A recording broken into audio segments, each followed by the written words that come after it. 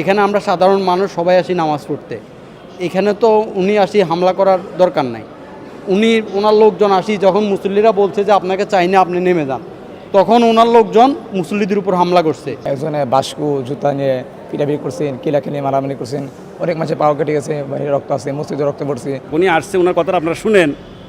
ওনাকে দেখেই একদল মনে করেন যে উত্তেজিত হয়ে গেছে হয়ে আপনার দাঁড়ায় মনে করেন হই হল্লা শুরু করছে। এরপরে ইট পাটকেল, এই ভিতরে টাই গ্লাস ভেঙে ফেলেছে, দুইটা দরজা ভেঙে ফেলেছে। কি দেখছিলেন? এখানে দেখছি যেটা প্রথমে মাওলানা সাদ সাহেবের সাইদ গ্রুপের যিনি গত শুক্রবারও নামাজ পড়াইছিল, উনি আসতে যথারীতি মুসল্লিরাও ছিল নামাজে। উনি বয়ান শুরু করার 5 থেকে 6 মিনিট পরে, 6-7 মিনিট পরে আগের যে ইমাম ছিল রুহুল আমিন, সবাই বলছে উনি পালিয়ে গেছে। উনি পালিয়ে গেছে কিনা সেটা আসলে তাদেরকে পালিয়ে গেছে মনে হয়। উনি আবার ওনার প্রায় অনেক ছাত্র নিয়ে, 6-700 মতো ছাত্র নিয়ে উনি আসি আগের ইমামকে ধাক্কা দিয়ে মিম্বার থেকে ফালাইয়ে তারপরে উনি উঠে বয়ান শুরু করছে। এর মধ্যে আবার উনি চলে গেছে সাদের গ্রুপ যে পুলিশের কাছে, মনে হয় আইনশৃঙ্খলা রক্ষাকারী বাহিনীর কাছে বলছে যেভাবে। এরপরে আবার আসছে, আবার এর মধ্যে হামলা চলছে, মুসল্লিদেরকে আহত করছে, হাতে শিকল বাঁধে গ্লাস ভাঙচুর করছে। মুসল্লিরা যারাই বাধা দিছে বলছে যে আপনি নেমে যান, আপনারা আমরা চাই না। ভাঙচুর করছে রুহুল আমিনের লোকজন। রুহুল আমিন যে আগের ইমাম সাহেব ছিল, উনি আসলে প্রধানমন্ত্রীর দালাল তো সেটাও জানি না। উনি যদি সত্যিই পালাই না যায় থাকে তাহলে উনি এতদিন কই ছিল? উনি এতদিন আসে নাই কেন? আজকে 2 মাসের মতো সরকার পতন হয়েছে, আজকে 2 মাসের মতো হয়ে গেছে। উনি এতদিন কোথায় ছিল? একটা মানুষ তো 2 মাস ছুটিতে থাকে না, বলে যে 2 মাস উনি ছুটিতে ছিল। আসলে তো 2 মাস কোনো ইমাম সাহেব ছুটিতে থাকার প্রশ্নেই আসে না। উনি অবশ্যই পালাই গেছে। তো উনি আচ্ছা পালাই দেয় না, ছুটিতে থাকলেও উনি 600-700 পোলাপান নিয়ে কেন মসজিদে আসবে? আমাদের সবার প্রশ্ন হয়েছে, এটা তো একটা ঘর, এটা আল্লাহর ঘর। এখানে আমরা সাধারণ মানুষ সবাই আসি নামাজ পড়তে। এখানে তো উনি আসি হামলা করার দরকার নাই। ওনার লোকজন আসি যখন মুসল্লিরা বলছে যে আপনাকে চাই না, আপনি নেমে যান, তখন ওনার লোকজন মুসল্লিদের উপর হামলা করছে। তখন দেখেন, আপনারা দেখতেছেন সব জানলা টানলা, এসি টেসি সব ভাঙচুর করছে। অনেক মুসল্লিকে আহত করছে, অনেকের মুখে করছে, চিকল দিয়ে মারছে, হাত টাত কাটা গেছে, হামলা করছে। এরা তো আগেভাবে প্রস্তুতি নিয়ে আসছে, এবং লাঠি ছোটা বাঁশও ছিল, বাঁশ টাস নিয়ে আসছে। ওরা তো আগে থেকে প্রস্তুতি নিয়ে আসছে যে হামলা করা হবে। তো এটা তো আসলে নেক্কারজনক ঘটনা। এরকম ঘটনা আমরা চাই না কখনো। এটা তো ইসরায়েল ফিলিস্তিনি হয়, বিচার হোক। এটা আমরা চাই একটা সুস্থ তদন্ত হোক, এটার একটা সুস্থ বিচার হোক। আমরা আজানের আগে আমরা এই মসজিদের মাঝখানে বসে আসছিলাম। তখন আমার সাথে 2জন মুসল্লি আছেন, আমার ভাই। তখন আমরা দেখলাম হুজুরে আজানে 5 মিনিট আগের থেকে বয়ান শুরু করছে, দরুদ শরীফ পড়তেছেন, কিছু দোয়া সোয়া পড়তেছেন। তো হঠাৎ আজান দিল, হুজুর সাহেব বয়ান অফ করলেন। তখন আবার আজান শেষ হওয়ার পরে বয়ান শুরু করলেন। তখনই আগের এই খতিবটা চলে আসেন। তখন চলে আসার পরে একজন মুসল্লি উঠে বললেন যে হুজুর, আমরা আগের খতিব সাহেব আইসে গেছে, আপনি উঠে দেন। পরে ওনাকে নামানো হয়েছে আর কি। ওনাকে নামানো হয়েছে পরে উনি আগের ইমাম সাহেব, খতিব সাহেব মেম্বারে উঠছেন।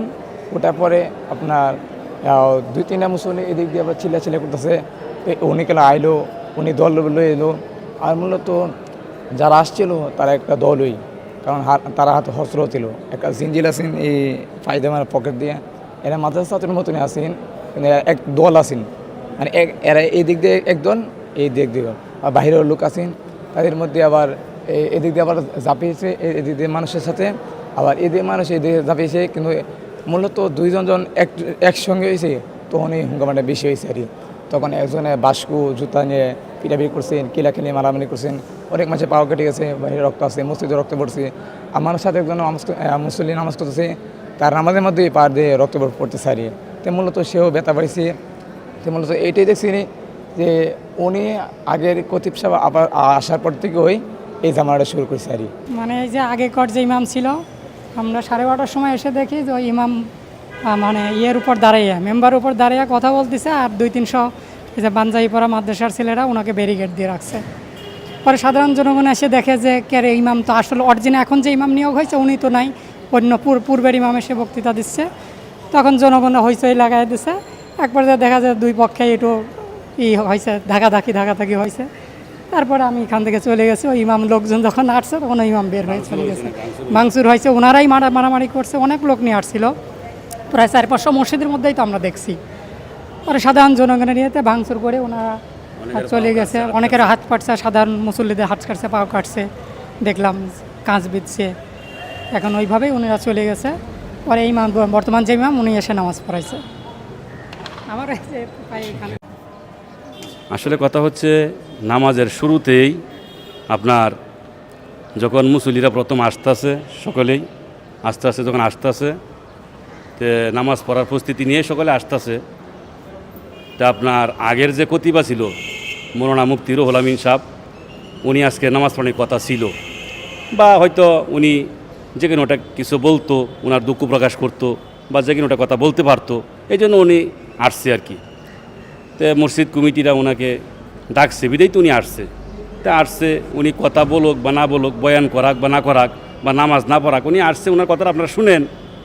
ওনাকে দেখেই একদল মনে করেন যে উত্তেজিত হয়ে গেছে গা, হয়ে আপনার দাঁড়ায় মনে করেন হই হল্লো শুরু করছে। এরপরে ইট পাটকেল, এই ভিতরে টাই গ্লাস ভেঙে ফেলেছে, 2টা দরজা ভেঙে ফেলেছে, অনেক জানলার গ্লাস ভেঙে ফেলেছে।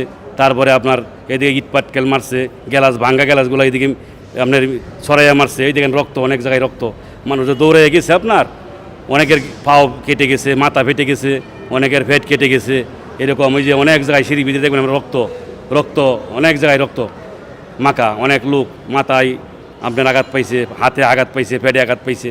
তা আমি এখানে দাঁড়ানো ছিলাম, আমি আতর বিক্রি করি, তা আমি গেছি আবার নিচে। তা আবার পরবর্তীতে শান্ত হইলে আবার আসলে তো আগের ইমাম উনি চলে গেছে, আর বর্তমান যে খতিব সাহেব উনি নামাজ পড়াইছে, এই আর কি। আর পরে পুলিশ, সেনাবাহিনী ওনারা আইসা এটা আপনার সবাইকে থামাইছে।